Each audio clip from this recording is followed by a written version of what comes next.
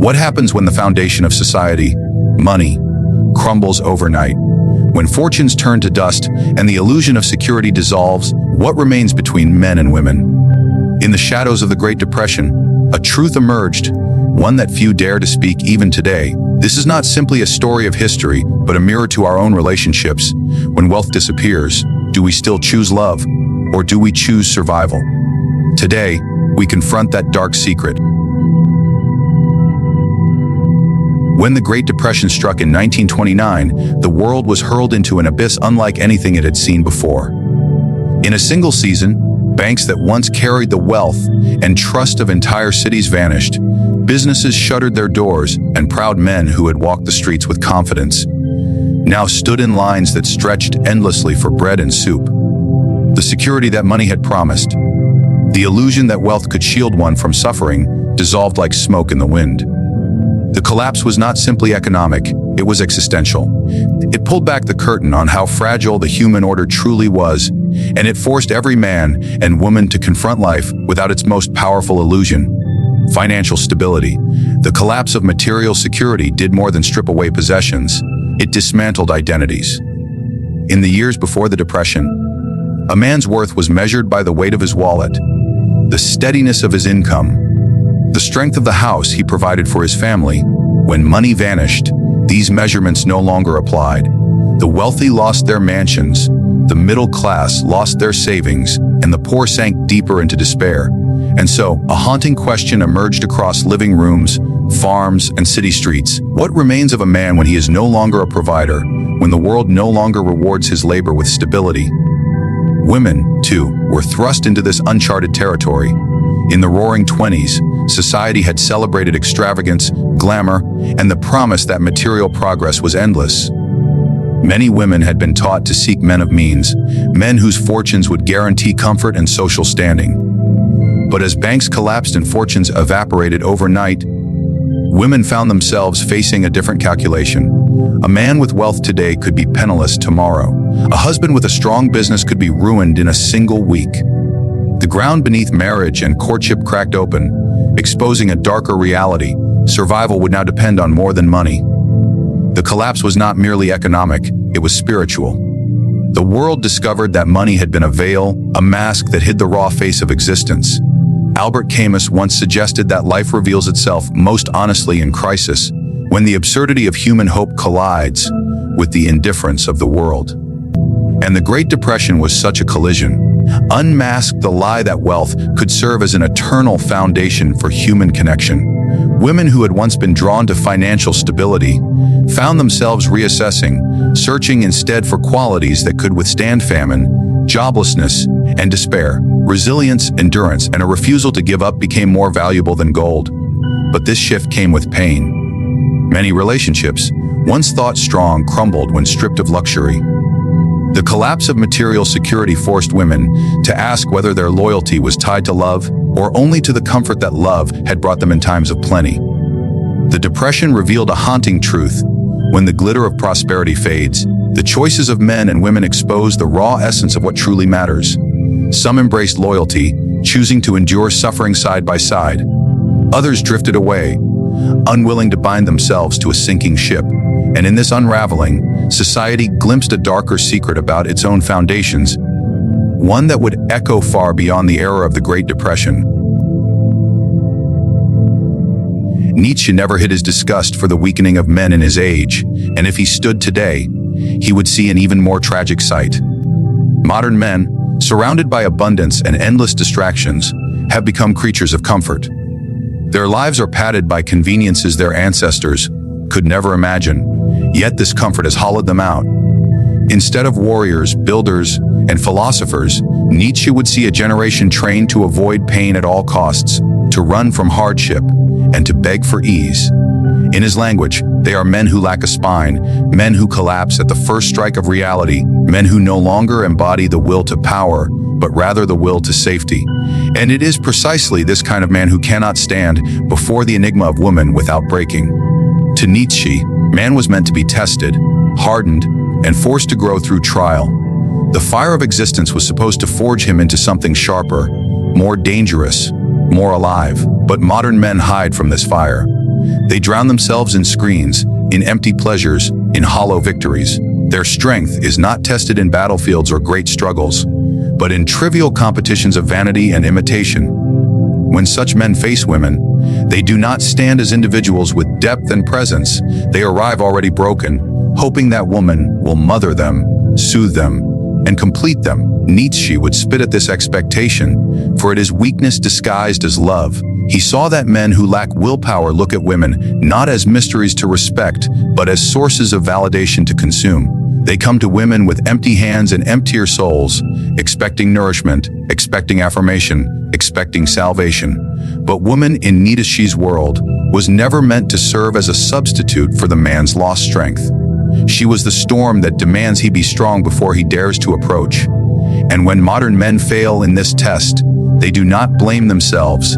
They blame women. They blame society. They blame everything except their own collapse.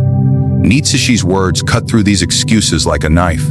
Weakness is not the fault of woman. It is the fault of man who has chosen the easier path, who has abandoned his own whip of discipline and his own responsibility to rise above comfort. The modern world, Nietzsche might say, breeds men who want to be liked instead of feared, who want to be tolerated instead of respected. They cannot lead themselves, let alone stand firm before a woman who demands presence. Their conversations become shallow, their desires enslaved to trends, their identities borrowed rather than forged. When faced with the raw, paradoxical nature of womanhood, its chaos, its depth, its strength, they panic, they retreat, or they crumble. Nietzsche's warning is brutal, but clear. The weakness of modern men is not merely a private flaw, it is a societal sickness, a collective decline of the masculine spirit, one that leaves them unprepared to face the storm of the feminine without shattering. When the Great Depression deepened, it did more than topple banks and strip away fortunes. It unmasked illusions that society had long cherished. In prosperous times, wealth had worn the disguise of permanence. Families believed the comfort of a warm home, the glitter of jewelry, the security of steady work would endure as natural conditions of life. Women were told that choosing a man with wealth was choosing safety, stability, and love itself, as though prosperity could guarantee devotion. Men were taught that their ability to provide was the sole foundation of their dignity and identity. But when the market collapsed and the golden promises of prosperity evaporated, these illusions crumbled, leaving behind a raw and unpolished truth. The illusion that love and money existed on separate planes was perhaps the most fragile. In the Roaring '20s, many women had been charmed by men who displayed financial success, mistaking it for strength of character. Many men, in turn, believed that wealth itself was enough to command loyalty, affection, and even desire. The Depression stripped that veil away. Couples who once seemed bound by deep affection discovered that the real bond had been comfort, convenience, or social standing. When luxuries disappeared and survival became uncertain, the foundations of countless marriages and relationships cracked. Behind the carefully staged smiles of photographs and the promises of lifelong devotion, a harsher truth emerged. Money had been a silent partner in many unions, and without it, those unions revealed their fragility. This unmasking was brutal. Men who had measured their worth by their paycheck found themselves seen in an entirely new light. Some discovered their wives no longer admired them once the financial safety net was gone. Others watched as engagements dissolved, as love was postponed or abandoned altogether because stability could no longer be promised. Women, too, faced disillusionment. Those who had chosen wealth as the path to security now saw how quickly fortunes could vanish, how fragile material comfort was when the world turned upside down. The Depression forced them to confront the uncomfortable reality that love built on wealth was love built on sand. Yet the unmasking was not only destructive, it was also revelatory. In some marriages, stripped of luxury, the essence of devotion finally appeared in its purest form. Couples who truly loved one another discovered that their bond endured even when prosperity was gone. A man's worth was no longer in his ability to provide extravagance, but in his ability to endure hardship without surrender. A woman's devotion was tested not by gifts or status, but by her willingness to share in hunger, in waiting, in uncertainty. For the first time, many relationships were confronted with the raw question, what is left when the illusions fall away? This was the darkest secret of the Great Depression. That much of what society had called love, loyalty, and stability was in truth bound tightly to the scaffolding of wealth. When that scaffolding collapsed, many relationships fell with it, leaving behind a generation forced to acknowledge that the lines between affection and economics had always been blurred. The Depression unmasked this illusion not with subtlety, but with the cruelty of hunger, homelessness, and shattered pride. And in that unmasking, humanity was left face to face with a question it could not ignore. Do we value each other for who we are, or only for the comfort we provide? Behind the images of despair and disillusionment, there is a darker layer of history that often remains unspoken, whispered in the margins of memory. When the Great Depression stripped away the wealth, the fine clothes, the grand homes, and the outward illusions of prosperity, it did not only unmask fragile marriages or expose the hollow nature of social bonds. It revealed a hidden economy of survival, a set of desperate choices that men and women alike were forced to make, though the burden of those choices fell most heavily on women. For when money vanished, the ideals of love, romance, and devotion were not enough to keep a household alive. The so-called noble ideals that society praised began to collapse under the weight of hunger, rent, and the daily search for bread. And in that collapse, women were often left to trade not only their labor, but their dignity, their bodies, and their very sense of self in order to endure. This was the dark secret that polite society refused to acknowledge, but could not escape. The collapse of wealth meant that many women had to seek out men not out of passion or admiration, but out of sheer necessity. In place of golden wedding rings and romantic vows, survival itself became the unspoken contract. A man with access to food, a paycheck, or even the smallest material stability could become a lifeline. The concept of attraction was stripped of its decorative layers and reduced to raw calculations of endurance. Families, communities, and even entire neighborhoods watched silently as women, who once dreamed of love, were forced into unions built on the bleak arithmetic of survival. It is tempting to imagine that these choices were merely practical or strategic. But the truth is far heavier. Each decision carried with it a cost that could not be measured in money. The very essence of love as an ideal began to decay, corroded by necessity. Women who once longed for affection found themselves clinging to men they did not admire, men they did not desire, simply because hunger gnawed louder than romance. And these men too often knew the bargain, wielding their resources not as gifts, but as weapons of control, ensuring dependency in a world where independence was a dream no longer affordable. The social fabric itself darkened under this pressure. Communities whispered judgments, even as they ignored the reality behind them. Newspapers praised resilience, while hiding the stories of women driven to the margins, taking desperate work in back alleys, taverns, and hidden rooms, their sacrifices erased from official accounts. The history books wrote of breadlines and unemployment, but they did not write of the women who bartered themselves in shadows, who endured humiliation, so that their children might eat. It was not simply about choosing men when money vanished. It was about survival in a world that left them no other option. This dark secret lingers because it unsettles the myths we tell about love, resilience, and morality. It shows us that under the weight of catastrophe, the choices people make are not about ideals, but about staying alive. It strips away the comfort of believing in timeless romance and instead confronts us with the raw truth that in times of desperation, the boundaries between love, survival, and sacrifice blur until they are indistinguishable. When the dust of the Great Depression slowly began to settle, when the factories began to hum again, and the breadlines grew shorter, the scars of that era did not simply disappear. They were written into the lives of those who endured it, carried in silence across generations. The choices made during that dark time, the survival strategies adopted, the sacrifices endured, became a hidden inheritance passed from mothers to daughters, from fathers to sons, a quiet history not spoken of in words, but carried in behavior, in values, in the unspoken lessons of resilience and fear.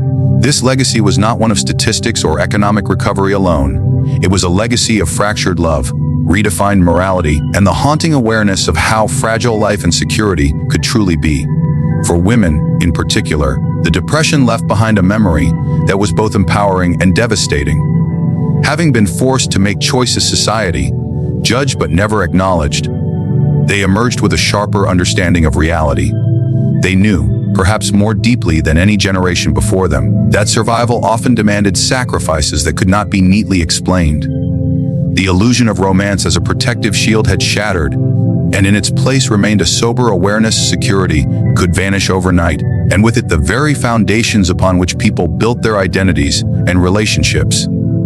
This awareness gave women strength, but it also etched into them a cautiousness, a skepticism about promises, and an instinctive mistrust of illusions dressed as stability.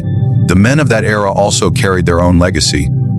Many faced the humiliation of being unable to provide, of watching their wives or daughters bear burdens society said were theirs to carry. The collapse of the male breadwinner ideal shook the foundations of masculinity, leaving wounds that reverberated long after recovery.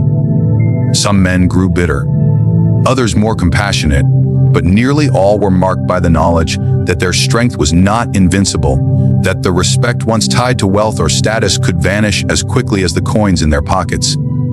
That knowledge reshaped families, marriages, and entire communities in ways that history books rarely describe. Children, too, absorbed the shadow of those years. They grew up hearing the quiet stories, watching their parents' silent struggles, inheriting not just frugality, but also a deep-seated fear of loss.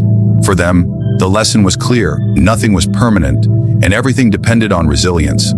They were raised not with tales of endless romance or easy prosperity, with the silent echoes of choices made in desperation. Even decades later, as the world appeared brighter and richer, the children of the Depression carried inside them the cautious habits, the guarded emotions, and the quiet suspicion that the world could collapse again without warning.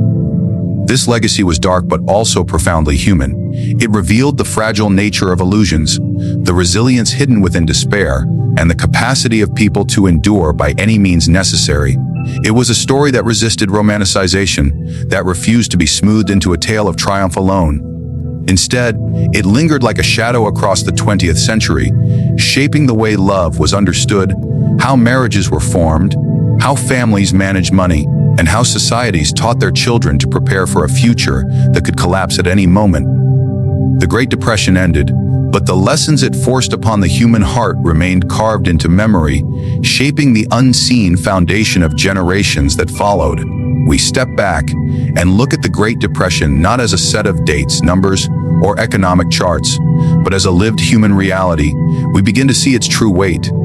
It was not only banks collapsing or stock markets falling, but illusions shattering, dreams dissolving, and lives being remade in the crucible of necessity. Men and women who once thought love, wealth, and stability were eternal learned that nothing is permanent, that survival itself can redefine every bond, every promise, every hope. Women discovered that their choices, once shaped by romance or admiration, could be reduced to desperate calculations of bread and shelter. Men saw their pride broken, their roles questioned, their authority fragile. Families carried the silent inheritance of fear, teaching their children that security is fragile, that prosperity is fleeting, and that love can be tested in ways no vows ever predicted.